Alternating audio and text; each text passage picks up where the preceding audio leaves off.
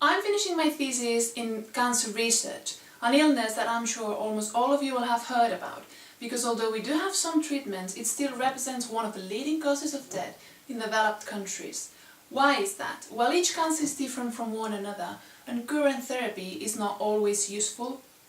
Chemotherapy, which is the use of drug to kill cancer cells, sometimes presents resistance, which means that after a while cancer cells won't be affected by them anymore. Apart from that, it has really strong side effects. So this is why it is so important to develop some new strategies to one day finally beat cancer. And this is exactly what I do in my day-to-day lab.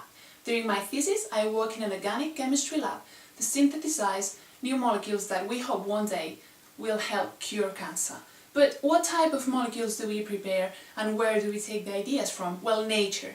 Nature has a pool of active compounds that can help curing cancer. So I'm sure that almost all of you have heard about red wine helping with cancer. Let's go and have some drinks, right?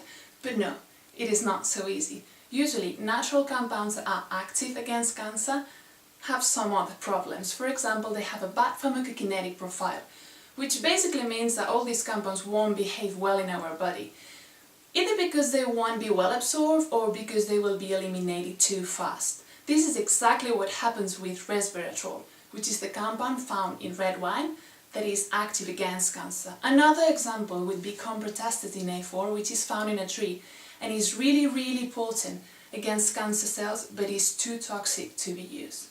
So what I did during my thesis is I took these two natural compounds as models and designed and synthesized a family of new compounds that are still active against cancer, but they have a better pharmacokinetic profile and lower side effects, so they can be used as drugs. Now that we have prepared them, we have to test them to see if they have good activities, and if they do, they will follow the developing process to one day finally become cancer drugs.